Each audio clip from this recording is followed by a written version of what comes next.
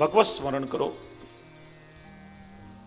બંને પ્રભુના ભક્તો મળ્યા, ભગવત સ્મરણ કર્યું. વિદુરજીએ કૃષ્ણના સમાચાર પૂછ્યા અને કૃષ્ણનું સ્મરણ થતા જ ઉદ્ધવજીના નેત્રોમાંથી અશ્રુ વહેવા લાગ્યા છે. પૂછ્યું શું થયું? ત્યારે પ્રભુ આપણને છોડીને સ્વધામ પધાર્યા છે. આ યાદવો કેટલા દુર્ભાગી છે. ભાગવતજીમાં 2 જણને દુર્ભાગી કહેવામાં આવે. એક તો કુબ્જા કે જેને ભગવાન સ્વરૂપાનંદનું દાન દેવા માંગતા હતા, એને લૌકિક માગણી કરી. અને બીજો યાદવો.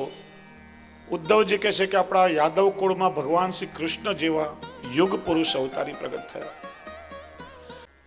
સાચું સુખ શેમાં છે? આપણે જેને સુખ માનીએ છીએ સાચું સુખ નથી. લૌકિક ઈચ્છાઓ પૂરી થાય તો આમ સુખની અનુભૂતિ થાય, પણ એ સુખ પાછું દુઃખમાં પરિણમે છે. શ્રી મહાપ્રભુજી 3 વસ્તુ બતાવે છે. આનંદ. આનંદ કોને કહેવાય? જેનું ક્યારે પણ દુઃખમાં પરિવર્તન ન થાય. તો કે વિષય આનંદ, બ્રહ્માનંદ અને ભજનાનંદ. વિષય આનંદ એટલે લૌકિક વિષયો ભોગવીને જે સુખ મળે, પણ એક ક્ષણિક છે. માનો રૂપિયા જોઈતા હોય, લોટરી લાગી જાય, રૂપિયા મળે તો સુખ થાય, પણ કોઈ ધાડ પાડીને લૂંટી જાય તો એ જ રૂપિયા પાછું દુઃખનું કારણ બની જાય છે. કોઈને સંતાન ન હોય, વર્ષો પછી સંતાન થાય તો ખૂબ સુખની લાગણી થાય. જે દીકરો મા બાપના કયામાં ન રહે અને મા બાપનું અપમાન કરે તો એ જ દીકરો પછી દુઃખનું કારણ બની જાય છે. આજે જેને આપણે સુખ માનીએ એ સુખ પાછું કોઈને કોઈ રીતે દુઃખનું કારણ બની જાય છે. અને અનંત કાળથી માનવી સુખની શોધમાં ભટક્યા કરે છે, પણ સાચું સુખ છે ખબર નથી. અને જ્યાં હોય જે મળે તેને પૂછે કે સુખ મને ક્યાં મળશે, એટલે તો કોઈએ કહ્યું છે સુખનું સરનામું આપો, કોઈ સુખનું સરનામું આપો. પાણીમાં જો સુખ મળે ને તો તરાપો વહેતો મૂકીને સુખ શોધવા જાઓ.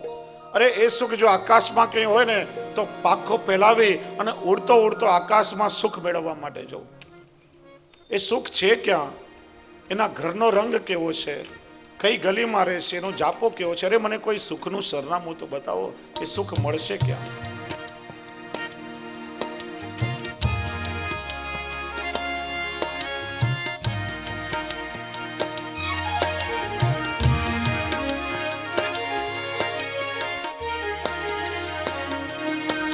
સુખનું સરનામું આપો, સુખનું સરનામું આપો, સુખનું સરનામું આપો, સુખનું સરનામું આપો. જીવનના કોઈ એક પાના પર, જીવનના કોઈ એક પાના પર એનો નકશો છાપો. સુખનું સરનામું આપો, સુખનું સરનામું આપો, સુખનું સરનામું આપો.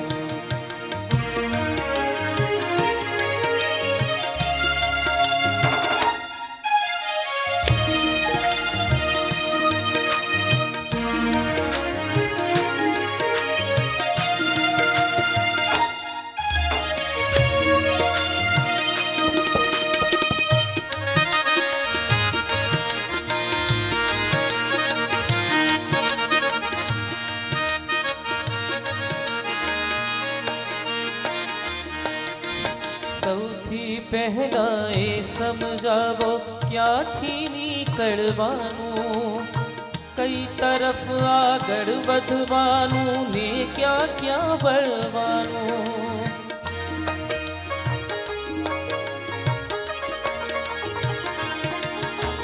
સૌથી પહેલા એ સમજાવો ક્યાંથી નીકળવાનું, કઈ તરફ આગળ વધવાનું ને ક્યાં ક્યાં વળવાનું. એના ઘરનો રંગ કયો છે, એના ઘરનો રંગ કયો છે, ક્યાં છે એનો છાપો.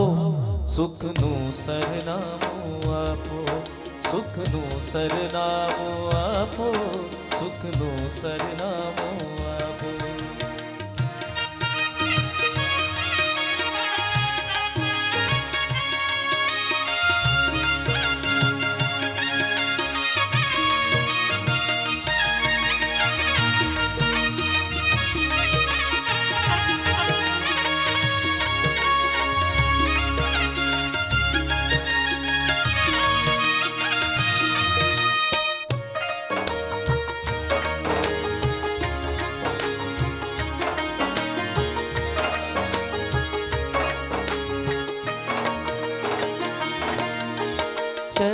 લઈને દોડું, સાથે રાખું ખુલ્લી આંખો, ક્યાંય છુપાયું હો નભમાં તો ફેલાવું હું પાખો.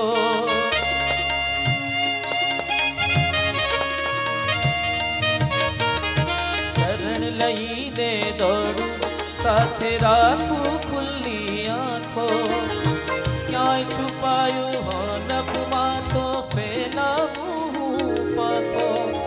મળતું હો જો મધ દરિયે તો, મળતું હો જો મધ દરિયે તો, વહેતો મૂકું તરાપો, સુખનું સરનામું આપો, સુખનું સરનામું આપો, સુખનું સરનામું આપો.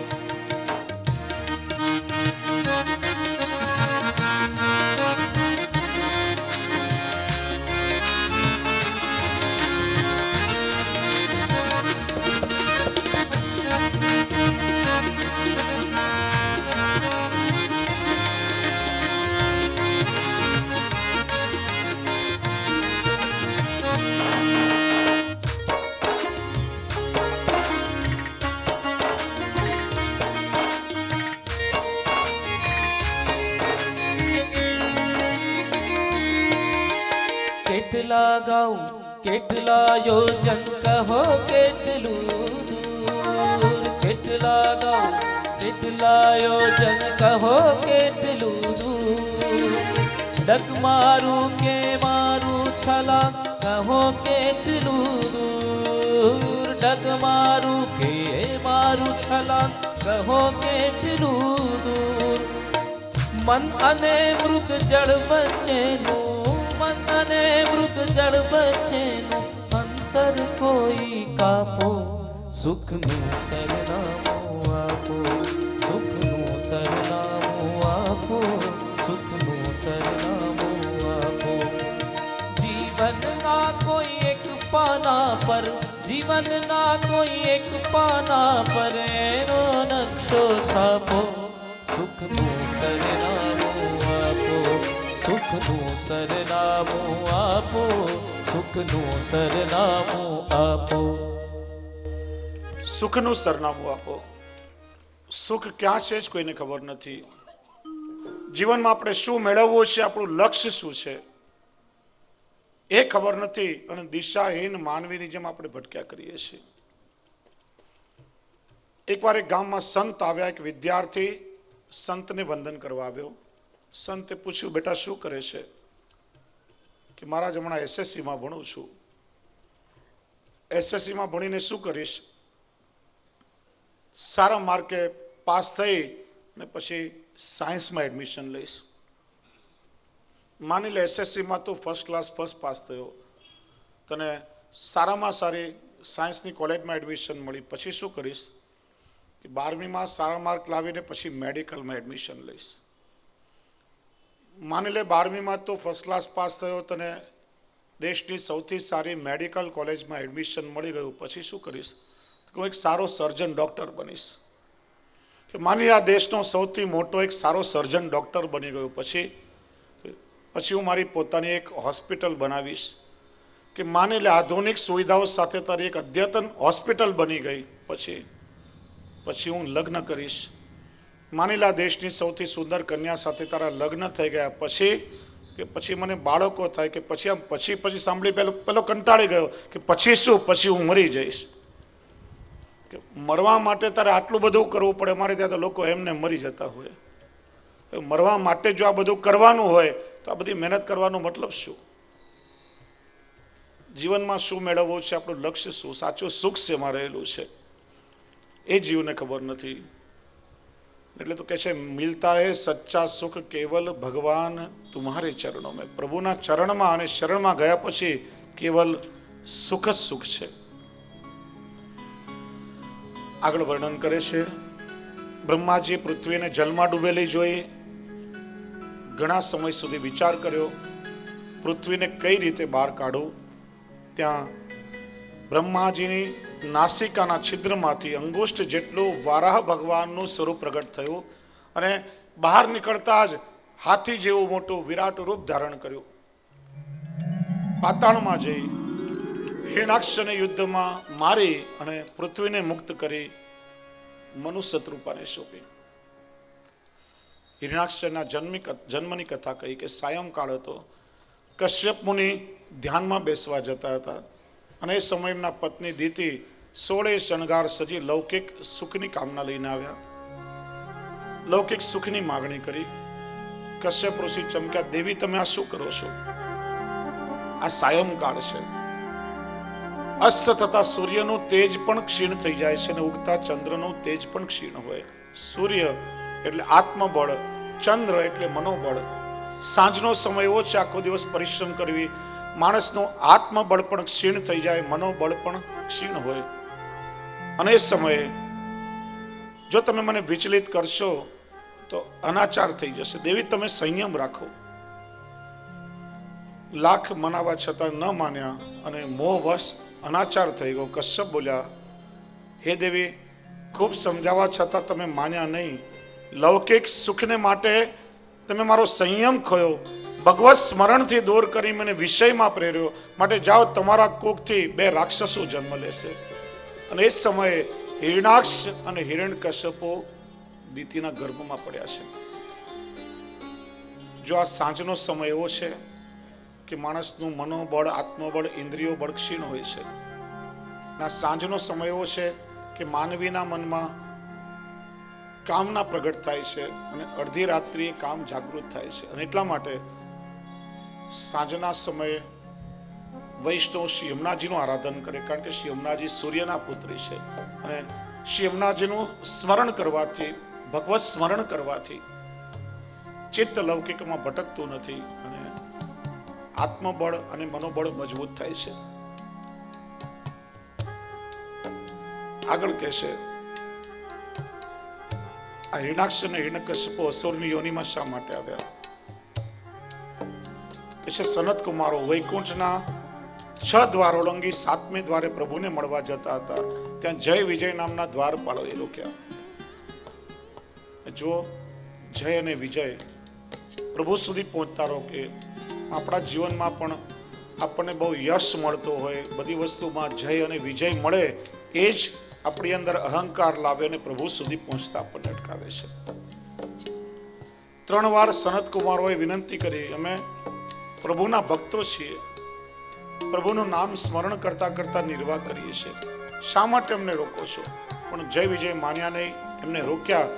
ત્યારે સનત કુમારોએ શાપ આપ્યો કે તમે પ્રભુની આટલા નજીક રહો છો અને છતાં પણ તમે અસુરો જેવું કામ કરો છો, પ્રભુના ભક્તોને પ્રભુ સુધી પહોંચતા રોકો છો. 3 વાર તમે અમને રોક્યા, માટે 3 વાર તમારે અસુરોની યોનિમાં જન્મ લેવો પડશે. આ સાંભળીને ભગવાન ચમક્યા. ભગવાન પણ દોડતા દોડતા પધાર્યા. સેવકનો અપરાધ થયો અને સેવકનો અપરાધ એ સ્વામીનો અપરાધ પણ મનાય છે. હું એક ક્ષમા માંગુ છું. તમે શાપ તો આપ્યો, 3 વાર એમને અસુર યોનિમાં જન્મ લેવો પડશે, પણ એના ઉદ્ધાર માટે 3 વાર મારે અવતાર ધારણ કરવો પડશે. હિરણાક્ષ અને હિરણ્યકશ્યપુની યોનિમાં આવ્યા ત્યારે ભગવાને વારા અવતાર અને નૃસિંહ અવતાર લઈને ઉદ્ધાર કર્યો. બીજી વખત રાવણ અને કુંભકર્ણ થયા ત્યારે ભગવાને રામાવતારમાં ઉદ્ધાર કર્યો. અને ત્રીજી વખતે જય અને વિજય દંત વક્ર અને શિશુપાલ થયા ત્યારે ભગવાને કૃષ્ણાવતારમાં એમનો ઉદ્ધાર કર્યો છે. તૃતીય સ્કંદની 2 મુખ્ય કથાઓ છે, વારા અવતાર અને બીજી કપિલ અવતાર. મૈત્રેયજીએ કપિલ અવતારની કથા કહે છે કે મનુને ત્યાં 2 પુત્રો થયા, ઉત્તાનપાદ અને પ્રિયવ્રત. 3 પુત્રી, આકૃતિ, પ્રસૂતિ અને દેવહૂતિ. કર્દમ ઋષિ આકૃત તપ કર્યું, એમના દેહમાં માત્ર અસ્થિ રહી ગયા. આ તપ ભગવાને જ્યારે જોયો ત્યારે ભગવાનના નેત્રોમાંથી પણ હર્ષના અશ્રુ આવી ગયા. અને સિદ્ધપુરમાં જ્યાં ભગવાનના અશ્રુના બિંદુઓ પડ્યા ત્યાં સ્થાનમાં બિંદુ સરોવર થયું છે. ભગવાન પ્રગટ થયા, વિવાહની માગણી કરીને કરદમના લગ્ન દેવહૂતિજી સાથે થયા છે. કરદમ એટલે જે ઇન્દ્રિયોનું દમન કરે, અને દેવહૂતિ એટલે દેવોને બોલાવવાની શક્તિ જેનામાં રહેલી છે. અને આવા દંપતીને ત્યાં હંમેશા પ્રભુ અવતાર લે છે. કપિલ ભગવાને સાંખ્ય શાસ્ત્રનો ઉપદેશ એમને આપ્યો છે, જે કપિલ ગીતા કહેવાય છે. હે માતા, આત્મવિદ્યા જ મોક્ષ આપનારી છે અને આત્મજ્ઞાન મેળવવાથી સુખ અને દુઃખની નિવૃત્તિ થાય છે અને જીવને આનંદની પ્રાપ્તિ થાય છે. હું અને મારું એવા અભિમાનથી મન જ્યારે રહિત થાય ત્યારે સુખ દુઃખથી પર થઈને શુદ્ધ બને છે. અને ત્યાર પછી નિષ્કામ ભક્તિનો ઉપદેશ આપ્યો, યોગનું જ્ઞાન આપ્યું અને કપિલજીએ માતાને સેવાનો ઉપદેશ આપ્યો. સાલોક્ય સાર્ષ્ટિ સામીપ્ય સારૂપ્યકત્વમપ્યુત નિયમાનં ચ ગૃહ્યન્તે વિના મત સેવનમ જના. મારા જે ભક્તો છે એ મારી સેવા આગળ 5 પ્રકારની મુક્તિને પણ તુચ્છ માને છે. સાલોક્ય એટલે ભગવાનના ધામમાં રહેવા મળે, સામીપ્ય એટલે પ્રભુની નિકટ રહેવા મળે, સારૂપ્ય એટલે ભગવાન જેવું ચક્રભુજ સ્વરૂપ પ્રાપ્ત થાય, સાયુજ્ય એટલે ભગવાનના શ્રીઅંગમાં ભગવાનના કેશ કુંડલ આદિ બને, અને સાર્ષ્ટિ એટલે ભગવાનના સમાન વૈભવ પ્રાપ્ત થાય. આ 5 પ્રકારની મુક્તિ. તો કે છે મારા ભક્તો એ મુક્તિ પણ નથી માંગતા, એ તો કેવલ મારી સેવાની જ કામના કરે છે અને મારી સેવા એ જ સાચો અવિનાશી ભક્તિ યોગ છે. જો સેવા શબ્દ આપણને શ્રીમદ ભાગવતજી આપ્યો છે. મર્યાદા માર્ગમાં ભગવાનની પૂજા થાય છે, પુષ્ટિ માર્ગમાં આપણે ઠાકોરજીની સેવા કરીએ છીએ. મર્યાદા માર્ગમાં ભગવાનની મૂર્તિ અથવા પ્રતિમા કહેવાય છે, પુષ્ટિ માર્ગમાં આપણે ઠાકોરજીનું સ્વરૂપ કહીએ છીએ. પૂજા એ મંત્ર પ્રધાન અને કર્મ પ્રધાન છે, સેવા એ સ્નેહ પ્રધાન અને ભાવ પ્રધાન છે. મંત્રોથી ભગવાનનો આવિર્ભાવ થાય, પંચોપચાર, ષોડશોપચાર, ત્રિશોપચાર, રાજોપચાર કે માનસોપચાર પૂજન કરી પૂજા થાય પછી ગચ્છ ગચ્છ સુર શ્રેષ્ઠ કહી એ દેવોનું વિસર્જન થઈ જાય છે. પછી એમાં દૈવત્વ નથી રહેતો, એટલા માટે મૂર્તિ કહેવાય છે. જેમ લગ્ન આદિ વૈદિક કર્મ હોય, સોપારીમાં ગણપતિનું આવાહન થાય અને પછી એનું વિસર્જન થઈ જાય. પણ પુષ્ટિ માર્ગમાં પુષ્ટિકરણ દ્વારા શ્રીનાથજીના ભક્તોદ્ધારક સ્વરૂપનો આવિર્ભાવ થાય છે. એ નિત્ય અને સ્થિત બિરાજે છે, એટલા માટે ઠાકોરજીનું એ પ્રગટ સ્વરૂપ કહેવાય છે. ઘણા વૈષ્ણવ પૂછતા હોય કે શું પુષ્ટાવીએ નહીં તો પ્રભુની સેવા ન થાય? આ પુષ્ટાવું શા માટે જરૂરી છે? ભગવાન તો બધામાં બિરાજે છે. આપણે જોયું ને, સર્વમ ખલુ ઇદમ બ્રહ્મ, સર્વત્ર ભગવાન છે. તો શું ભગવાનની પ્રતિમામાં ભગવાન નહીં બિરાજતા હોય? અરે ભગવાન તો એમાં પણ બિરાજે છે. પણ પ્રભુ પુષ્ટિ પુરુષોત્તમ ક્યારે થાય? કે શ્રી વલ્લભ જ્યારે ઠાકોરજીનું પુષ્ટિકરણ કરે છે ત્યારે શ્રી વલ્લભમાં બિરાજતું એ સંયોગ વિપ્રયોગાત્મક સ્વરૂપ છે. એ શ્રી વલ્લભ પોતાના હૃદયમાંથી એ સ્વરૂપમાં પધરાવે છે અને ત્યારે એ સ્વરૂપ પુષ્ટિ પુરુષોત્તમ બને છે. લઘુરાસ પછી ગોપીજનોને સૌભાગ્ય મત થયો ત્યારે ભગવાન અંતર્ધાન થઈ ગયા. તો પાછા પ્રગટ ક્યાંથી થયા? તો કે રાધા સહચરીજીના હૃદયમાંથી બિરાજાતા. ક્યાં? રાધાજીના હૃદયમાં હતા, એમને છોડીને નથી ગયા. એમ શ્રી વલ્લભ સ્વામીની સ્વરૂપ છે અને એટલા માટે સ્વામી સ્વરૂપ શ્રી વલ્લભના હૃદયમાં જે પુષ્ટિ પુરુષોત્તમ બિરાજે છે એ પુષ્ટિકરણ દ્વારા એ સ્વરૂપમાં ઠાકોરજી પધરાવે છે. ત્યારે સ્વરૂપ પુષ્ટ થાય છે અને ત્યારે સ્વરૂપનો આવિર્ભાવ થાય છે અને પછી નિત્ય અને સ્થિત બિરાજે છે. અને એટલા માટે સેવા એ સ્નેહ પ્રધાન અને ભાવ પ્રધાન છે. એ કેવલ ક્રિયા પ્રધાન, કર્મ પ્રધાન નથી. અને સેવા શબ્દમાં જ સ્નેહનો સમન્વય થઈ જાય છે. સેવા આપણે કોની કરીએ? ઘરમાં બાળકો હોય તો મા બાપની સેવા કરે, માં હોય તો પોતાના બાળકની સેવા કરે. જેના પ્રત્યે લાગણી હોય, જેના પ્રત્યે પ્રેમ હોય, એની સેવા થઈ શકે. શ્રી મહાપ્રભુજી સમજાવે છે કે બ્રહ્મ સંબંધ લીધા પછી સર્વદા સર્વભાવેના ભજનીયો વ્રજાદીપ, સર્વાત્મ ભાવથી વ્રજાધીશ ભગવાન શ્રી કૃષ્ણની સેવા એ જ આપણો ધર્મ છે, આપણું કર્તવ્ય છે. કૃષ્ણ સેવા સદા કાર્ય. વૈષ્ણવે સેવા અવશ્ય કરવી જોઈએ. સેવાથી જ પ્રભુ સાથેનો આપણો દાસ ભાવનો સંબંધ દ્રઢ થાય છે. સેવાથી 4 પગથિયાં આપણે ચડી શકીએ, બીજું કોઈ સાધન નથી. આપણે જ્યારે પોતે સ્વયં આપણે પ્રભુની સેવા કરીએ ત્યારે સૌથી પહેલા આપણે પ્રભુના દાસ કહેવાઈએ છીએ. જો બ્રહ્મ સંબંધ લેતી વખતે ગદ્ય મંત્રમાં દાસો હમ એવું કહીએ છીએ, પણ જ્યારે આપણે પ્રભુની સેવા કરતા થઈએ ત્યારે એ દાસ ભાવ ફલિત થાય છે. જ્યાં સુધી સેવા ન કરો ત્યાં સુધી દાસ બનવાનો પણ અધિકાર નથી.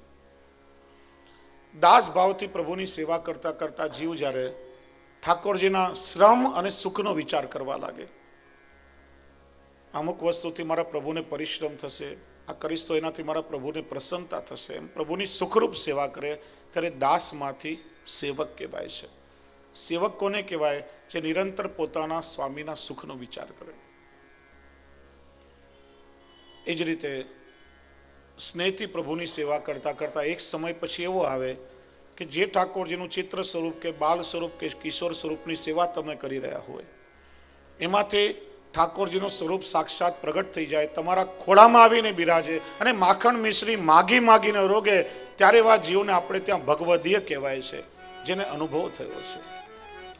અને તદીય આ બધા પર્યાયવાચી શબ્દ છે. તાદ્રશી એમના જેવા, તદીય તદ એટલે એમના જેવા. કોના જેવા? તો કે ભગવાનના જેવા, ભગવદીય, જેની અંદર ભગવત સામર્થ્ય પ્રગટ થઈ ગયું છે, જે પ્રભુ નાથ થઈ ગયા છે, જેને નિરંતર પ્રભુની લીલાઓનો અનુભવ છે, એવા વૈષ્ણવને તાદ્રશી કે ભગવદી કહેવાય છે. સેવા વગર આ પગથિયે આપણે ન ચડી શકે. અને પુષ્ટિ માર્ગે વૈષ્ણવનો પુરુષાર્થ આ ભગવદીયત્વની પ્રાપ્તિ કરવા માટે છે.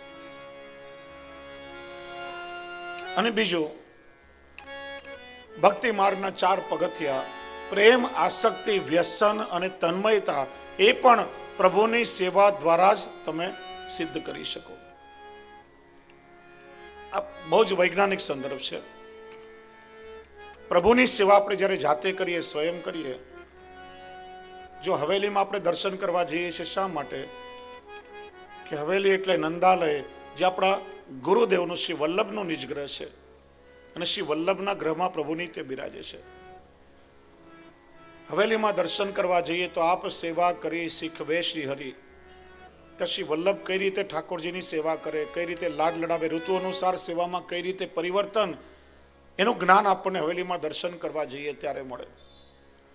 હવેલીમાં ગુરુદેવ બિરાજતા હોય, એમની સેવાનો અવસર મળે, એના કૃપાપાત્ર બનીએ, પ્રભુના દર્શન કરી સેવાનું જ્ઞાન મળે, અને સાથે સાથે દર્શન કરીને આવતા ભગવદીઓના પણ દર્શન થાય. અને ઘરમાં પ્રભુની સેવા કરીએ, એના દ્વારા જ આપણું આત્મકલ્યાણ થશે. એ સ્વરૂપ નિકુંજ સુધી આપણને હાથ પકડીને લઈ જશે. અને આપણે જ્યારે જાતે આપણા પ્રભુની સેવા કરીએ ત્યારે સૌથી પહેલા આપણા પ્રભુના સ્વરૂપમાં આપણને અનુરાગ પ્રગટ થાય છે, પ્રેમ પ્રગટ થાય છે. હવે જો આજ તફાવત ઇન્ડિયન કલ્ચર અને વેસ્ટર્ન કલ્ચર વચ્ચેનો છે. પશ્ચિમના દેશોમાં, પશ્ચિમની સંસ્કૃતિમાં વ્યક્તિગત માથા દીઠ દરેક લોકોએ કમાવવું પડે, જેટલા લોકો બધાએ કમાવા જવું પડે. આપણા દેશમાં ઘરમાં મુખ્ય પુરુષો કમાઈને બીજા બધા સ્ત્રીઓ આદિ બાળકો ઘરમાં બેસે. ત્યાં એવું નહીં, દરેક જણે કમાવવું પડે. બાળકનો જન્મ થાય 3-4 વર્ષ સુધી મા એને સાચવે, પણ પછી જોબ કરવા ના જાય તો ના ચાલે. એટલે પછી બાળકોને બેબી સિટિંગમાં મૂકી અને મા બાપ પોતપોતાના જોબ પર જાય. સાંજે બેબી સિટિંગમાંથી આવે ત્યારે બાળકને લઈ આવે. આખો દિવસ ભણીને રમીને બાળક થાકી ગયું એટલે ઘરે આવીને ઊંઘી જાય. વિચારે કે રવિવારે બાળકોને પરિવારની સાથે સમય પસાર કરશું, પણ રવિવારે નાના મોટા કેટલાય કામો બધા ભેગા થઈ ગયા હોય. ત્યાં અમેરિકામાં તો એ બહુ મોટી સમસ્યા. જન્માષ્ટમી બુધ કે ગુરુવાર આવે, પણ ઉત્સવ રવિવારે મનાવવાનો. પવિત્ર એકાદશી કોઈ પણ વાર આવે, પણ વૈષ્ણવ રવિવાર સિવાય ભેગા ના થાય. એટલે ત્યાં સુધી કે કોઈ વ્યક્તિનું મરણ થયું હોય તો એની અંતિમ ક્રિયાનું ફ્યુનરલ પણ રવિવારે કરે, તો જ લોકો અંતિમ ક્રિયામાં આવી શકે. એટલે રવિવારે તો લોકો પાસે બિલકુલ ઉપરથી સમય ના હોય. એ દેશોની આખી વ્યવસ્થા જુદી છે. અમારા ત્યાં મુંબઈની એક દીકરી પરણીને અમેરિકા ગઈ,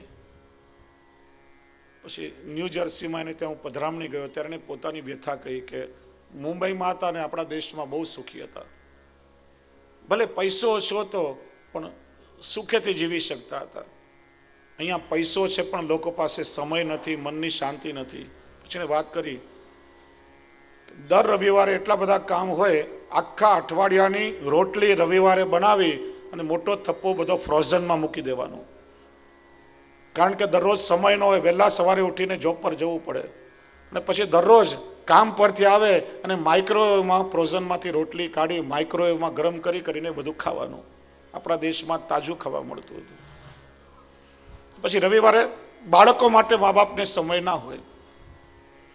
એ બાળકો જ્યારે મોટા થાય ત્યારે વિચારે કે મારી માએ કોઈ દિવસ પોતાના હાથે મને કોળીઓ જમાડ્યો નથી. કેટલાય પ્રશ્નો જીવનમાં મૂંઝવતા હતા, મારા પિતાએ ક્યારે પાસે બેસાડીને પ્રેમથી માથા પરથી હાથ ફેરવ્યો નથી કે મારી મૂંઝવણો દૂર કરી નથી. એટલા માટે ત્યાંના બાળકોને મા બાપની સાથે ક્યારે પણ અટેચમેન્ટ થતું નથી, આત્મીયતા જોડાતી નથી. 17-18 વર્ષના થાય, પગભર થાય, પોતાની વ્યવસ્થા જુદી કરી લે, અથવા તો મા બાપને ઘરમાંથી જાકરવો પડે. અને ફાધર્સ ડે કે મધર્સ ડે આવે ત્યારે એક દિવસ કોઈ ગિફ્ટ લઈને જાય, મા બાપને મળીને માને કે મારી જવાબદારી પૂરી થઈ ગઈ. પણ આપણી ભારતીય સંસ્કૃતિમાં 365 દિવસ ફાધર્સ ડે ને મધર્સ ડે છે. એના માટે કોઈ જુદા દિવસની પરિકલ્પના નથી. એનું કારણ, ઘરનો પુરુષ ધનોપાર્જન માટે કમાવા જાય, પણ ઘરની સ્ત્રીએ ઘરમાં રહીને આખી વ્યવસ્થા સંભાળે, ઘરની વ્યવસ્થા કરે, અતિથિઓનો સત્કાર કરે, પોતાના બાળકનું લાલન પાલન કરે, એની માવજત કરે. બાળકને ભૂખ લાગી હોય, ઘરમાં જમવાનું ઓછું હોય તો પોતે ભૂખી રહીને પણ બાળકનું પેટ ભરે. એ બાળક માંદું પડે તો રાતભર જાગી અને મા પોતાના બાળકની સેવા કરે. જો બાળકને હોસ્પિટલમાં મૂકીએ ત્યાં નર્સ પણ સેવા કરે, પણ નર્સની સેવામાં અને માની સેવામાં ફરક હોય.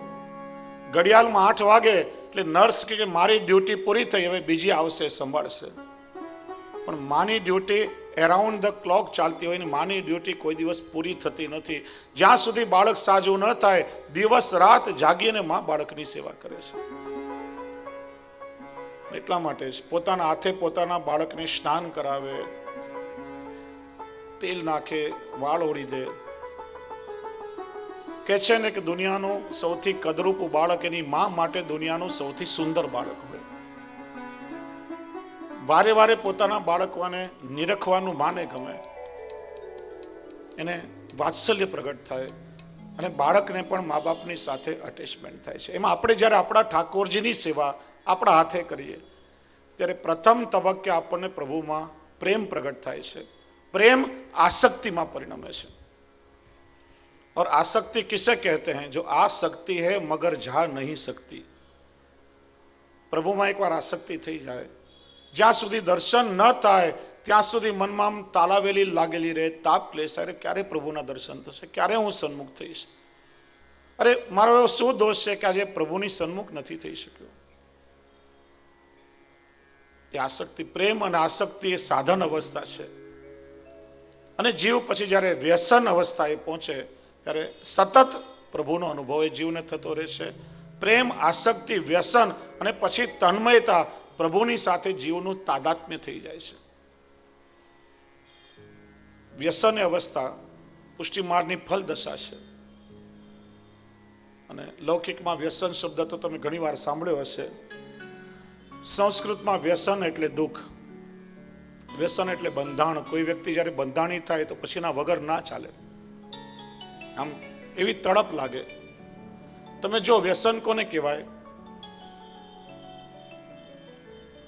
કોઈ વ્યક્તિને માનો બીડી પીવાનું વ્યસન હોય, અહીંયા કથા સાંભળવા માટે આવે, અહીંયા બીડી, સિગરેટ કે માવો ના ખવાય, વ્યસન પર પ્રતિબંધ હોય. 1.5-2 કલાક તો નીકળે પણ પછી એના વગર ચાલીને એવી તડપ લાગે. તો તમે જો વ્યસન કોને કહેવાય કે 3 ઇંચની બીડી 6 ફૂટના માણસને ઊભો કરીને દરવાજાની બહાર ખેંચી જાય, એનું નામ છે વ્યસન. માણસને માનસિક ગુલામ બનાવી દે.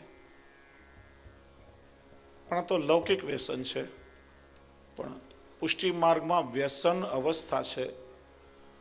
જીવ પોતાના પ્રભુ વગર ન રહી શકે, પણ એ જ્યારે ફલ દશા પહોંચે ત્યારે ભગવાન પણ પોતાના ભક્ત વગર ક્ષણ માત્ર રહી શકતા નથી. માઈ મેરો શામ લગ્યો સંગ ડોલે, જીત જાઓ તે આડો એ આવે, બિના બોલાય બોલે. જ્યાં જ્યાં ભક્ત ત્યાં પાછળ પાછળ પ્રભુ હોય, પ્રતિ ક્ષણ પ્રભુનો અનુભવ હોય. ભક્ત તો ના રહી શકે, પણ ભગવાન પણ પોતાના ભક્ત વગર ન રહી શકે. કેટલાય પ્રસંગો છે. અલી ખાન પઠાણની દીકરી પીરજાદી વૈષ્ણવના બાળકોની સાથે રમતી, અને વૈષ્ણવના બાળકો ઠાકોરજીના સ્વરૂપ સાથે રમે. જો આપણે ત્યાં બહુ સુંદર પદ્ધતિ છે. વૈષ્ણવના ઘરમાં સેવા બિરાજતી હોય તો નાના નાના બાળકોને પણ સેવામાં અંદર આવવાની ઈચ્છા થાય. બાળકો એ મા બાપના સંસ્કારનું પ્રતિબિંબ છે. આપણે જે જોઈએ આપણે કરીએ ને, આપણને જોઈ જોઈને બાળકોની ઈચ્છા થાય. પણ થાય શું, બાળકો નજીક આવે ને એમ દૂર ભગાડી દે, જલ્દી બહાર નીકળ, આ છોવાઈ જશે, હમણાં તમારું કામ નથી, હજી બહુ વાર છે. એ બાળકોને ત્યાંથી કાઢશો ને પછી જ્યાં ત્યાં એની રુચિ પંટાશે, પછી એનું મન ક્યારે પણ સેવામાં નહીં લાગે, એનું માઇન્ડ આખું ડાયવર્ટ થઈ જશે. એટલા માટે પદ્ધતિ છે કે જે વૈષ્ણવના ઘરમાં પુષ્ટાવેલી સેવા હોય ને એને ત્યાં ખેલવાના ઠાકોરજી બાળકોને પધરાવી આપવામાં આવે. જે સ્વરૂપ પુષ્ટાવેલું નથી, બાળકો મા બાપને જોઈને, વડીલોને જોઈને રમત રમતમાં બધી ચેષ્ટાઓ કરે, અને એ રીતે સેવા શીખી પણ જાય અને મન પણ એનું પ્રભુમાં લાગેલું, એની રુચિ બીજે ના ફંટાય. તો એ વૈષ્ણવ બાળકો સ્વરૂપ સાથે રમે. અને પેલી પીરજાદીને પણ બહુ મન થાય. એના પિતાને કહ્યું, પિતા મને પણ એક મંદિર બનાવી આપો, મારે પણ પ્રભુની સાથે રમવું છે. જ્યાં મંદિર બનાવવા માટે પાયો ખોદાયો ત્યાં એક સુંદર ઠાકોરજીનું સ્વરૂપ પ્રગટ થયું. અને પીરજાદીને સ્વરૂપમાં એવી આસક્તિ થઈ ગઈ, નિત્ય સેવા કરે, ક્ષણ માત્ર પ્રભુ વગર ના રહી શકે. ઠાકોરજીને પણ એનું વ્યસન થઈ ગયું. મેં કહ્યું ને, ભગવાનને પણ ભક્તનું વ્યસન થાય. જેમ નાનું બાળક હોય, દરરોજ જે ઘરમાં જમાડે ને એને હાથે જ બાળક જમે, બીજાના હાથે ના જમે. દરરોજ હાલરડા ગાયને માં સુવરાવે તો બીજા કોઈના હાથે બાળક બીજા પાસે ના ઊંઘે, માં ગાય ત્યારે જ બાળક સૂવે. એમ ભગવાનને પણ વ્યસન થાય. એક દિવસ પીરજાદીને તાવ આવ્યો, શરીર સાથ ના આપે, તપવા લાગ્યું શરીર, ઊભા પણ ન થવાય. મનમાં તાપ ક્લેશ થાય છે, પ્રભુ આજે મારાથી શું અપરાધ થયો કે આજે આપની સેવામાં હાથ પવિત્ર કરવા આવી નથી શકી. ભગવાનથી પણ એનો તાપ સહન ન થયો અને ઠાકોરજી સ્વયં એની પાસે પધાર્યા. અરે પીરજાદી, આજે તું સેવામાં નથી આવી તો મને પણ નથી ગમ્યું. આજે તે મને ભોગ નથી ધર્યા તો મારો પણ આજે ઉપવાસ થઈ ગયો છે, મેં પણ આજે ભોજન નથી કર્યા. પછી ઠાકોરજીનો હાથ પકડીને લઈ ગયા. પછી તો પ્રભુની એવી કૃપા થઈ કે નિત્ય ઠાકોરજીના ઘરે પધારે અને એની સાથે પ્રભુ નૃત્ય કરે. હવે દ્વારપાલોને અવાજ તો સંભળાય પણ કંઈ દેખાય નહીં. તો અલી ખાન પઠાણને આવીને ફરિયાદ કરી, લાગે છે તમારી બેટીના કક્ષમાં દરરોજ રાત્રે કોઈ આવે છે, જાત જાતના વાજિંત્રો સંભળાય છે, મેં બહુ પ્રયત્ન કર્યો પણ કોઈ પકડમાં નથી આવતું. અલી ખાન પઠાણ પણ વિચાર કરે કે વાત તો સાચી લાગે છે, પણ છેલ્લા કેટલાય સમયથી બેટી આમ બદલાયેલી હોય એવું લાગે છે, એના મોઢા પર ગજબનું નૂર છે, લાગે છે ને કોઈની સાથે ઇશ્ક થઈ ગયો છે. દ્વારપાલોને કહ્યું, બરાબર ધ્યાન રાખજો અને એવું કંઈ સંભળાય તો મને આવીને સૂચના આપજો. રાત્રે ઠાકોરજી પધાર્યા. પીરજાદીનો હાથ પકડી પ્રભુ નૃત્ય કરવા લાગ્યા. વ્રજભક્તો વાજિંત્ર વગાડે છે અને દ્વારપાલો દોડતા દોડતા અલી ખાન પઠાણ પાસે આવ્યા. કેવા લાગ્યા, નૃત્ય શરૂ થઈ ગયું છે, લાગે છે કોઈ એના કક્ષમાં આવી ગયું છે. અને જ્યાં અલી ખાન પઠાણે આવીને દરવાજાની તિરાડમાંથી જોયું, શું દર્શન થયા કે ઠાકોરજી પીરજાદીનો હાથ પકડીને નૃત્ય કરી રહ્યા છે. અને દર્શન થતા જ અલી ખાન પઠાણ મૂર્છિત થઈને ઢળી પડ્યા છે. બીજે દિવસે દીકરીને કે બેટી, ખબર નહીં તારા ભાગ્યમાં શું છે, સ્વયં ખુદા તારી સાથે નૃત્ય કરે છે. બેટા, મારા ભાગ્યમાં કદાચ દર્શન ન હોય પણ તારા પ્રભુને વિનંતી કરજે, તારી આડીથી કદાચ મને દર્શન થઈ જાય. પીરજાદીએ પ્રભુને વિનંતી કરી, પ્રભુ મારા પિતાને પણ આપના દર્શનનો બહુ તાપ લે છે અને મારા પિતા પખાવજ બહુ સુંદર બગાડે છે, આપ કૃપા કરીને દર્શન આપો. બીજે દિવસે ઠાકોરજી પીર જાદીની સાથે નૃત્ય કરી રહ્યા છે અને અલી ખાન પઠાણ પખાવજ વગાડી રહ્યા છે. ઠાકોરજી આવી કૃપાનો અનુભવ એને કરાવ્યો. તો આ છે વ્યસન અવસ્થા. પ્રેમ, આસક્તિ, વ્યસન અને તન્મયતા એ કેવલ સેવા દ્વારા જ આપણે એક અક્ષાએ પહોંચી શકીએ, બીજું કોઈ સાધન નથી. એટલે જ કહીને પુષ્ટિ માર્ગમાં સેવા એ જ સાધન અને સેવા એ જ ફલ. તો પ્રેમ અને આસક્તિ એ સાધન અને વ્યસન અને તન્મયતા એ પુષ્ટિ માર્ગનું પરમ ફલ છે. એટલે શ્રી મહાપ્રભુજી આજ્ઞા કરે છે, કૃષ્ણ સેવા સદા કાર્ય, નિત્ય સેવા કરો. અને સેવા એટલે કેવલ ક્રિયા નહીં, પણ ચેતસ તત્ પ્રવણમ સેવા. દેહ અને ઇન્દ્રિયોની સાથે ચિત્તની સંપૂર્ણ એકાગ્રતા જ્યારે પ્રભુના સ્વરૂપમાં થાય ત્યારે જ એ સ્વરૂપાનંદનો અનુભવ થાય છે, ત્યારે સેવા ફલરૂપા થાય છે. સેવા એ આપણો દાસ ધર્મ છે. કપિલજી પણ એમની માતાને સેવાનો અહીંયા ઉપદેશ આપે છે. જો શ્રી મહાપ્રભુજી આજ્ઞા કરે છે, તસ્ય સેવા પ્રકુર્વિતમ યાવત જીવમ સ્વધર્મત ન ફલાર્થમ ન ભોગાર્થમ ન પ્રતિષ્ઠા પ્રસિદ્ધ. શરીરમાં પ્રાણ હોય ત્યાં સુધી ઠાકોરજીની સેવા એ જ આપણો દાસ ધર્મ છે. અને એ સેવા કોઈ લૌકિક ફળો માટે કે લૌકિકમાં મને પ્રતિષ્ઠા કે પ્રસિદ્ધિ મળે એટલા માટે ના થવી જોઈએ, નહીં તો નિષ્ફળ થઈ જશે. જો ઘણીવાર આપણે કોઈને મળવા જવાનું હોય ને, એપોઇન્ટમેન્ટ લઈએ તો આપણને ટાઈમ આપે કે સવારે 9 વાગે તમે આવજો. એ નક્કી કરેલા ટાઈમે 9 વાગે આપણે એના ઘરે જઈએ તો ખબર પડે કે ભાઈ તો ઠાકોરજીની સેવામાં છે. દરરોજ 8 થી 10 સેવાનો સમય છે. 8 થી 10 આપણો જો નિત્યનો સેવાનો સમય હોય તો આવનાર વ્યક્તિને 10 વાગ્યા પછીનો ટાઈમ દેવો જોઈએ. પણ 9 વાગે ના બોલાવીએ તો સામેવાળાને ખબર કેમ પડે કે હું ઘરમાં ઠાકોરજીની સેવા કરું છું? બીજાને બતાવીને સમાજમાં પ્રતિષ્ઠા મેળવવામાં ઘણાને રસ હોય, એવી સેવા નિષ્ફળ છે. શ્રી મહાપ્રભુજી કહે છે, ન ફલાર્થમ ન ભોગાર્થમ ન પ્રતિષ્ઠા પ્રસિદ્ધ. શુદ્ધ ભાવ પ્રભુમાં રાખો. શુદ્ધ ભાવો પ્રભો સ્થાપ્યો ન ચાતુર્ય પ્રયોજકમ અંતર્યામી સમસ્તાનામ ભાવમ જાનાતિ માનસમ. પ્રભુમાં શુદ્ધ ભાવ રાખો. પોતાની ચતુરાઈ ત્યાં ન વાપરો, કારણ કે પ્રભુ અંતર્યામી છે. બધાના હૃદયનો ભાવ તો પ્રભુ જાણે છે. તમે દુનિયાને છેતરી શકશો પણ પ્રભુને ક્યારેય નહીં છેતરી શકો.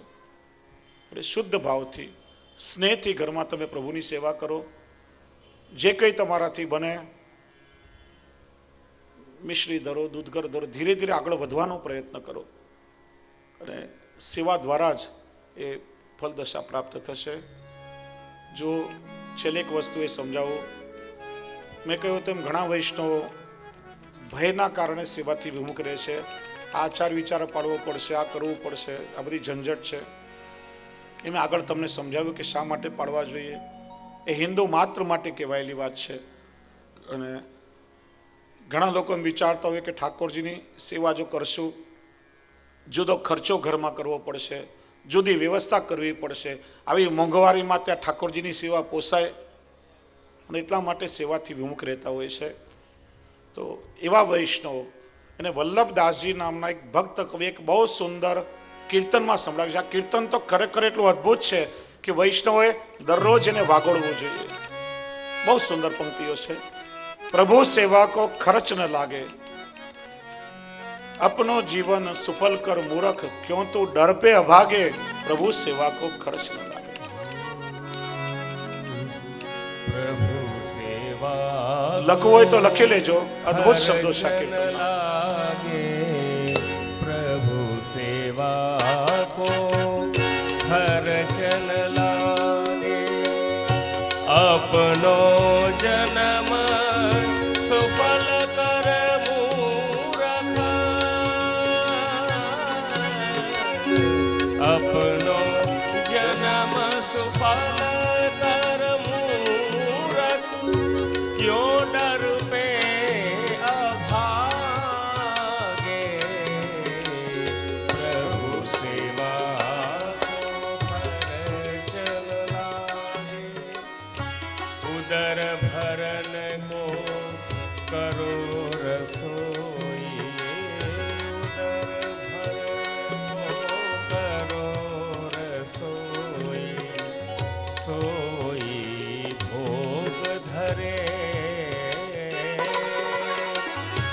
મહાપ્રસાદ હોય ઘટે ના કણિકા, મહાપ્રસાદ હોય ઘટે ના કણિકા, ઓ અપનો ઉદર ભરે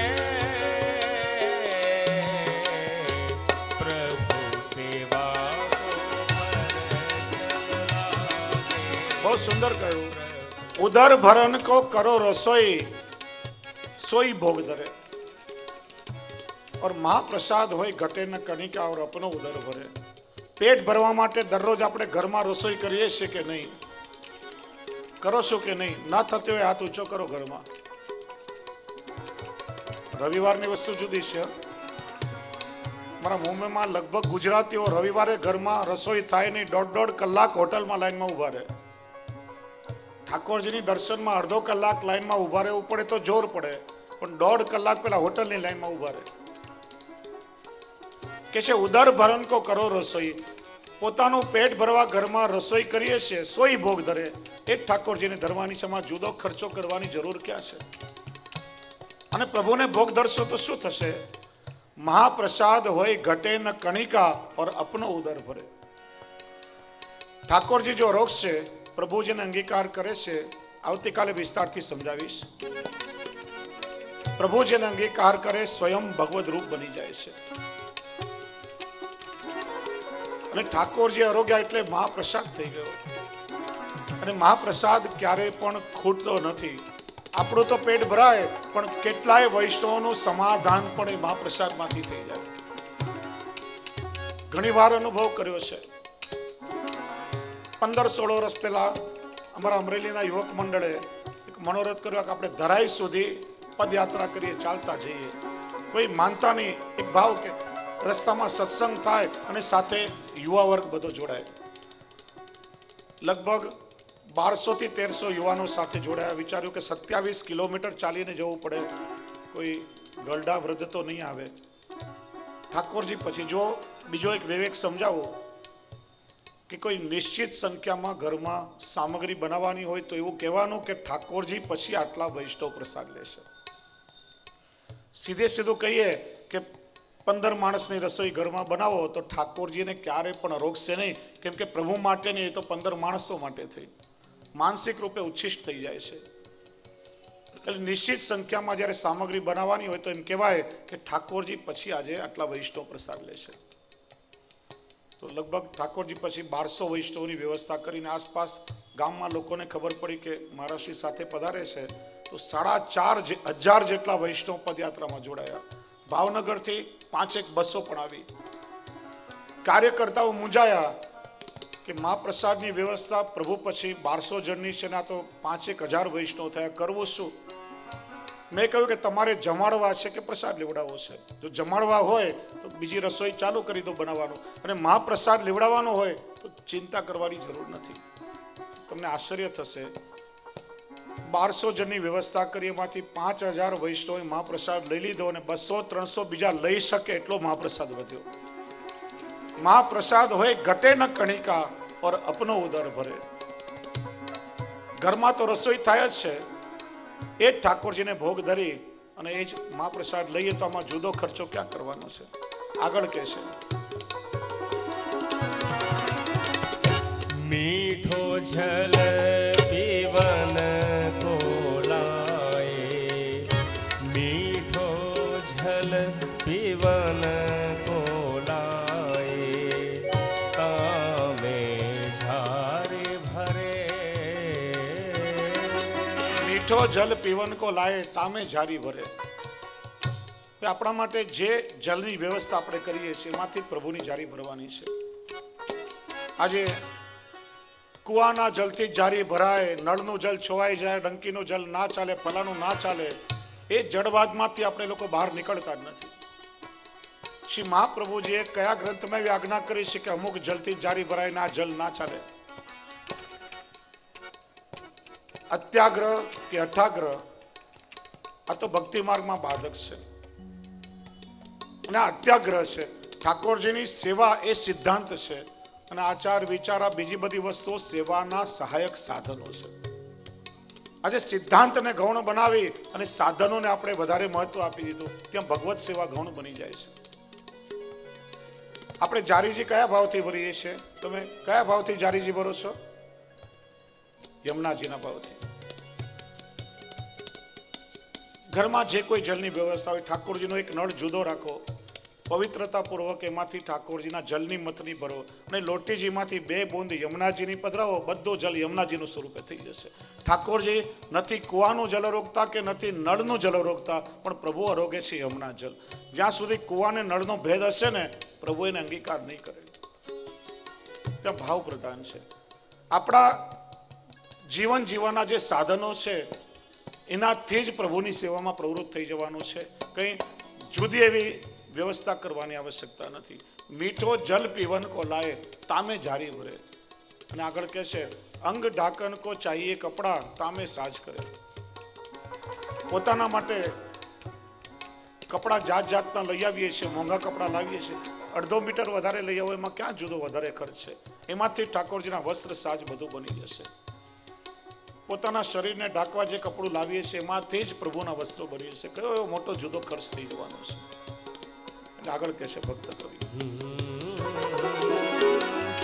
જો મન હોય ઉદાર તુમ્હારે, જો મન હોય ઉદાર તુમ્હારે, વૈભવ કछु બડાવો,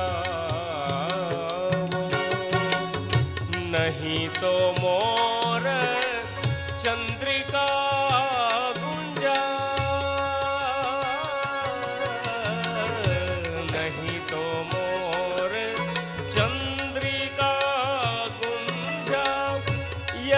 सिंगार धरावो,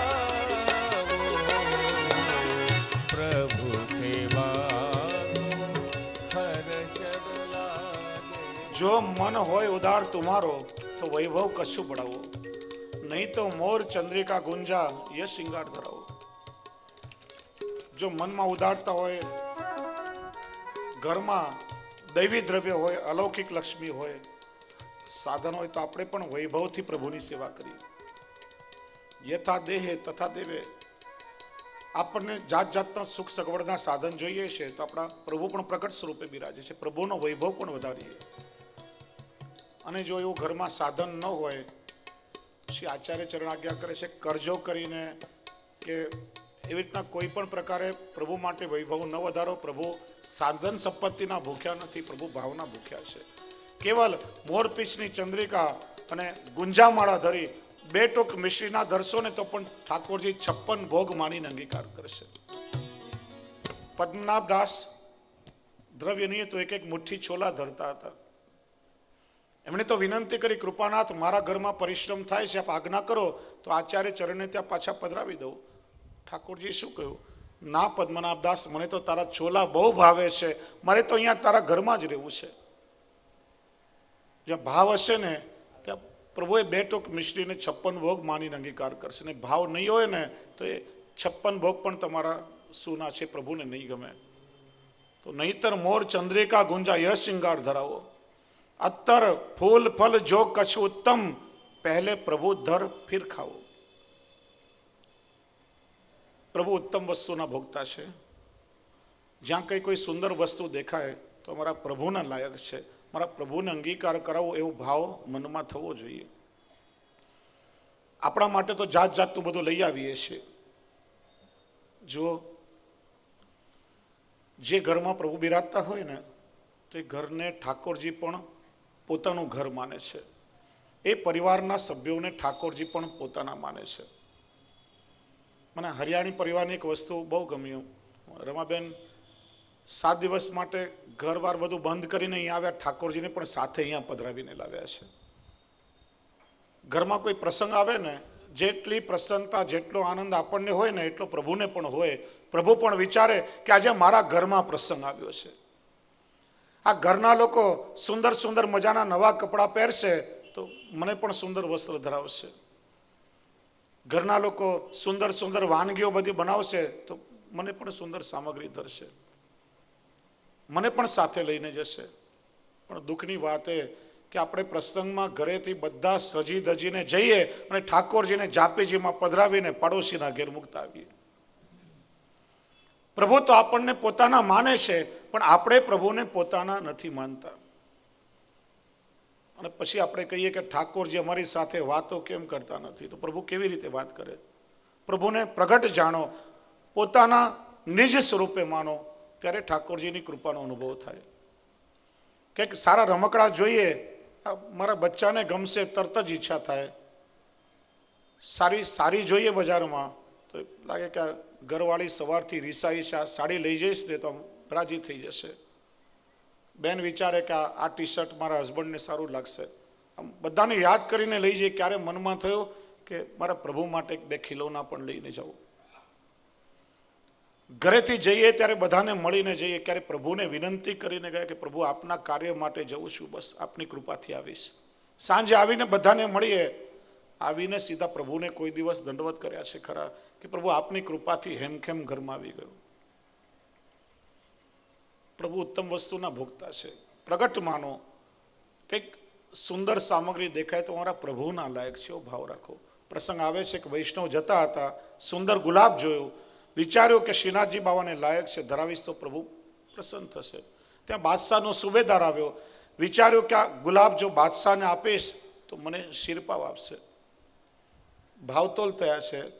પેલા વૈષ્ણવ કે 2% એ સમયમાં ટકાનું ચલણ હતું, તો પેલો કે 5%, તો કે 10%, તો કે 20%, એમ કરતાં કરતાં 1,00,000% સુધી મોલતોલ થયા છે. પેલો સુબેદાર વિચારે કે 1,00,000%માં તો આખો બગીચો ખરીદી લઈશ, અહીંયા ફૂલના થોડી ₹1,00,000 દેવાય. પણ 1,00,000%માં પેલા વૈષ્ણવે એ ગુલાબનું ફૂલ ખરીદે શ્રીજી બાવાને વિનિયોગ કરાવ્યો. શ્રીનાથજીએ મસ્તક ઉપર ધર્યો અને પ્રભુનું મસ્તક પણ પ્રેમથી ઝૂકી ગયું છે. વજન ફૂલમાં નથી, વજન છે વૈષ્ણવના હૃદયના ભાવમાં, જેનાથી પ્રભુનું મસ્તક પણ આમ ઝૂકી ગયું છે. તો કહે છે કે અત્તર ફૂલ ફલ જો કछु ઉત્તમ, पहले प्रभु को धराओ, और जो उत्तम पे मन होए तो प्रभु को धर सब खाओ. यहां में का घट जाए तिहारो, घर के घर में रहे, और वल्लभदास होए गति अपनी और भलो भलो जगे. આમાં તમારું શું ઘટી જવાનું છે? અને ઘરનું ઘરમાં જ રહેવાનું છે. જો પ્રભુ પણ તમારા ઘરમાં બિરાજે, એવું તો નથી ને કે સોનાના દાગીના પ્રભુ માટે કરાવશું તો લઈને ભાગી જશે. હા, ઘર કી ઘર પ્રભુ માટે જે કરાવશો એ તમારા જ ઘરમાં રહેવાનું છે. અને વલ્લભદાસ કહે હોય ગતિ આપણી, આપણી પણ ઉત્તમ ગતિ થશે. તો એ રીતે પ્રભુ સેવા કો ખર્ચ ન લાગે. કોઈ ખર્ચથી કે કોઈ ભયથી એવી ડરવાની, ભયભીત થવાની જરૂર નથી. ભાવથી પ્રભુની સેવા કરો. સેવા એ જ પુષ્ટિ જીવોનો દાસ ધર્મ છે. અને એની સાથે આજના સત્રને આપણે વિરામ આપીએ, કારણ કે સમય ઘણો બધો થયો છે. અને છેલ્લે આપણે ત્યાં ઠાકોરજીની સેવામાં સ્વરૂપ ભાવના, લીલા ભાવના અને ભાવ ભાવના 3 પ્રકારનું ભાવન છે, જેનાથી આપણું મન સેવામાં લાગેલું રહે. સ્વરૂપ ભાવના એટલે કઈ લીલાનું એ સ્વરૂપ છે જેની તમે સેવા કરો છો. મુખ્ય તો એ જ ભાવ છે કે ગુરુ ઘરે જે સ્વરૂપ બિરાજતું હોય એ જ લીલા ભાવનું સ્વરૂપ, એ જ પ્રતિનિધિ તમારા ઘરમાં બિરાજે છે. એ જ ભાવથી સેવા કરો. લીલા ભાવના સવારે ચપટી વગાડીને ભલે જગાડીએ, પણ ખીરકમાંથી ગાયો આવી રહી છે અને ગાયોના ગળાના ઘંટડીના રણકાટથી પ્રભુ નંદાલયમાં જાગે, અને નિકુંજમાં પક્ષીઓના કલરોથી. નંદાલય અને નિકુંજની લીલા એટલે બાલ ભાવ અને કિશોર ભાવનું સાથે ભાવન કરો. અને ભાવ ભાવના એટલે દરેક લીલા સામગ્રી એ વ્રજભક્તોના ભાવથી છે, એનું ભાવન કરો. જે ભાવના કરશો તો મનને ભટકવાનો સમય નથી. મન પ્રભુની સેવામાં કેન્દ્રિત થશે અને સેવા ફલરૂપા બનશે. અને જાજી ભાવ ભાવનાની સમજ ના હોય તો સુંદર મજાનું દોડ છે, સાથે મળી તાળી વગાડીને બધા છેલ્લે ગાઈએ, પછી આરતી થશે. કે મંગળાથી શયન સુધી કઈ રીતે આપણે ઠાકોરજીને લાડ લડાવીએ, કઈ રીતે પ્રેમથી પ્રભુની સેવા કરીએ.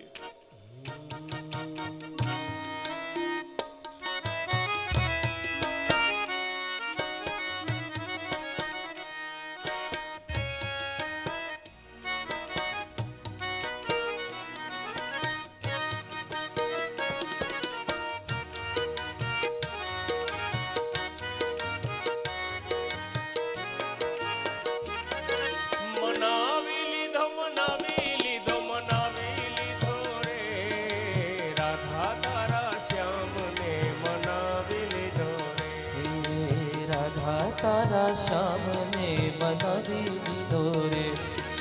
મનાવી લીધો, મનાવી લીધો, મનાવી લીધો રે. રાધા તારા શ્યામને મનાવી લીધો રે. હે રાધા તારા શ્યામને મનાવી લીધો રે. મંગળામાં મીઠું મીઠું માખણ ધરાવી. મંગળામાં મીઠું મીઠું માખણ ધરાવી. મોહનને મેં તો મલકાવી દીધો રે. રાધા તારા શ્યામને મનાવી લીધો રે. હે રાધા તારા શ્યામને મનાવી લીધો રે. તાલી બજાતે હુએ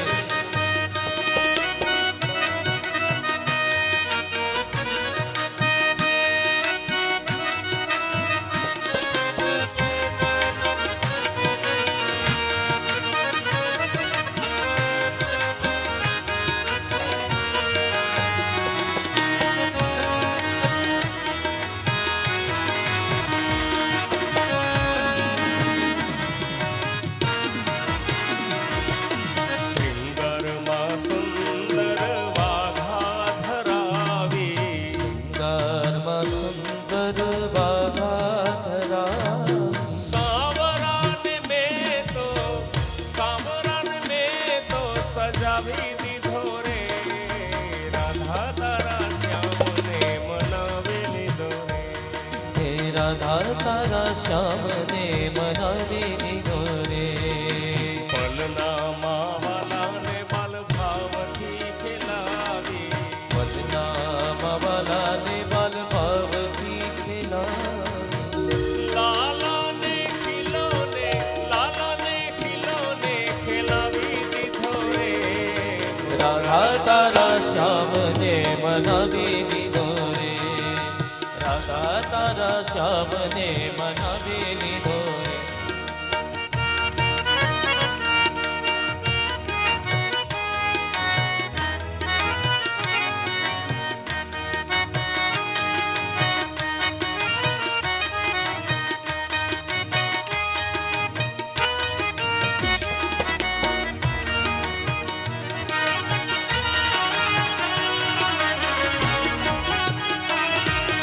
રાજભોગમાં વિધ વિધ સામગ્રી ધરાવી. રાજભોગમાં વિધ વિધ સામગ્રી ધરાવી. હે રાજભોગમાં વિધ વિધ સામગ્રી ધરાવી. રાજભોગમાં વિધ વિધ સામગ્રી ધરાવી. રસિકને રાજી રાજી, રસિકને રાજી રાજી કરી દીધો રે. રાધા તારા શ્યામને મનાવી લીધો રે. રાધા તારા શ્યામને મનાવી લીધો રે. ઉત્થાપનમાં લીલા મેવા ધરાવી. ઉત્થાપનમાં મીઠા મેવા ધરાવી. ગોવિંદને ઉરથી લગાવી દીધો રે. રાધા તારા શ્યામને મનાવી લીધો રે. રાધા તારા શ્યામને મનાવી લીધો રે.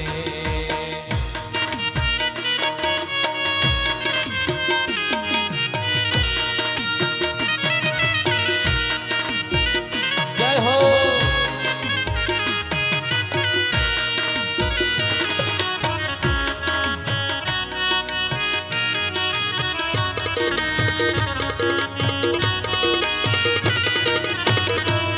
સંધ્યા સમયે ગાયો ચારી ઘેર આવ્યા. સંધ્યા સમયે ગાયો ચારી ઘેર આવ્યા. આરતી ઉતારી વધાવી લીધો રે. રાધા તારા શ્યામને મનાવી લીધો રે. રાધા તારા શ્યામને મનાવી લીધો રે. શયનમાં સુંદર કહાણી સુનાવી. શયનમાં સુંદર કહાની સુનાવી. પ્રિયને પ્રેમથી પોઢાડી દીધો રે. રાધા તારા શ્યામને મનાવી લીધો રે.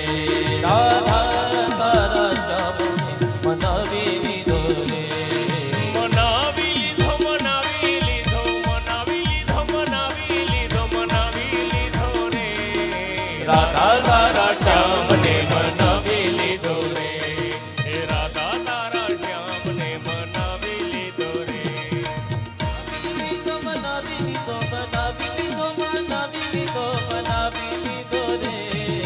રાધા તારા શ્યામને મનાવી લીધો રે. ઓ રાધા તારા શ્યામને મનાવી લીધો રે મનાવી લીધો મનાવી લીધો રે. રાધા તારા શ્યામને મનાવી લીધો. એ રાધા તારા શ્યામને મનાવી લીધો રે. રાધા તારા શ્યામને મનાવી લીધો રે. રાધા તારા શ્યામને મનાવી લીધો રે. રાધા તારા શ્યામને મનાવી લીધો રે. હે રાધા તારા શ્યામને રાધા તારા શ્યામને રાધા તારા શ્યામને મનાવી લીધો રે. બોલીએ શ્રી દ્વારિકાધીશ કી જય. પછી કપિલ દેવજીએ બતાવેલા સેવા માર્ગથી માતા દેવહૂતિજી બ્રહ્મ નિર્વાણ પામ્યા. કપિલ દેવજી ઈશાન દિશા તરફ ગયા. ત્યાં સમુદ્રે સત્કાર કર્યો, નિવાસ આપ્યો. એ સ્થાન એટલે ગંગાસાગર. ત્યાં કપિલ દેવજીનું આશ્રમ મંદિર છે ને ત્યાં શ્રી મહાપ્રભુજીની બેઠક પણ છે. ની સાથે ત્રીજા સ્કંદને આપણે વંદન કરી આજના સત્રનો હવે વિરામ કરીએ. બોલીએ શ્રી વલ્લભા દેશ કી જય. બધા આરતી માટે આવી જશો. મનોરથી પરિવાર, હરિયાણી પરિવાર બધા જ આરતી માટે આવી જશો. आयोजित श्रीमद् भागवत सप्ताह की अनेक महोत्सव पर्वणि प्राप्ते सति तृतीयन्नि भगवान श्री वाङ्मय पुराण पुरुषोत्तमस्य सायं पूजनमहं करिष्ये. हस्ते पुष्पाणि गृहीत्वा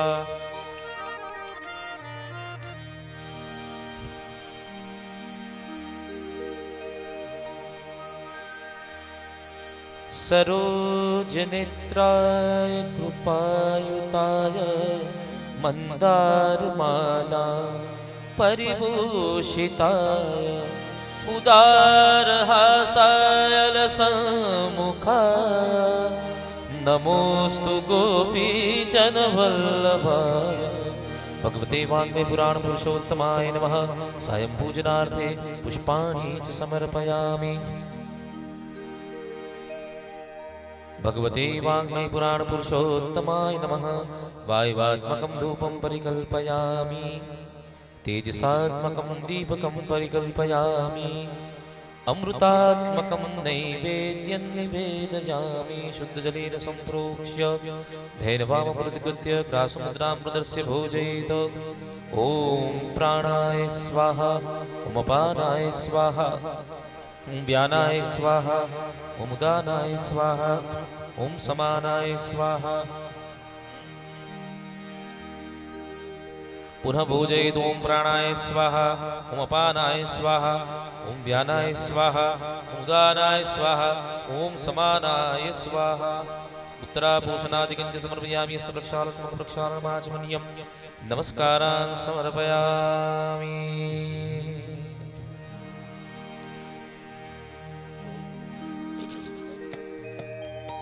आरती भागवतन की जय. आरती भागवतन की जय.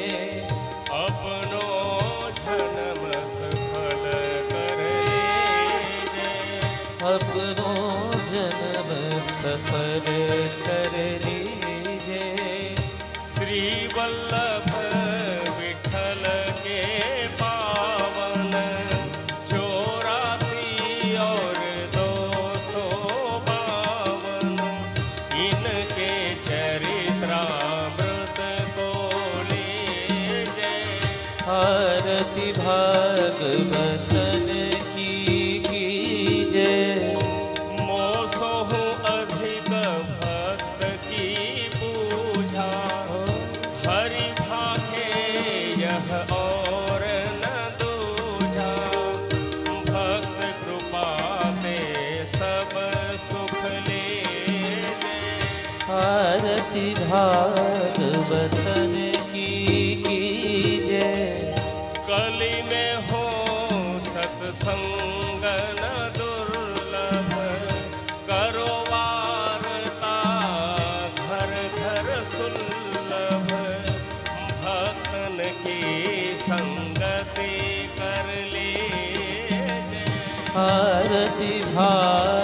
वतन की जय। श्री गोविंद दयित वल्लभ अब कृपा भरोसे जिहि सब सुलभ। वल्लभ विठ्ठल करुणा के जय। आरती भागवतन की जय। अपनो जन्म सफल करके जय। आरती भागवतन की जय। यानि कानि च पापानि जन्मान्तरकृतानि च तानि सर्वाणि नश्यन्तु दक्षिणां पदे पदे। पुण्डरीकाक्षः पुनातु माम्। मन्त्रपुष्पाञ्जलिं गृहीत्वा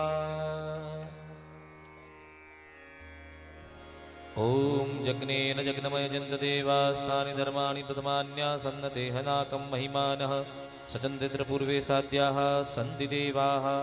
भगवते वाङ्मयपुराणपुरुषोत्तमाय नमः। चरणारविन्दे मन्त्रपुष्पाञ्जलिं समर्पयामि। नमस्करोमि अनेन पूजनेन भगवान् श्री वाङ्मयपुराणपुरुषोत्तमः प्रीयतां मम।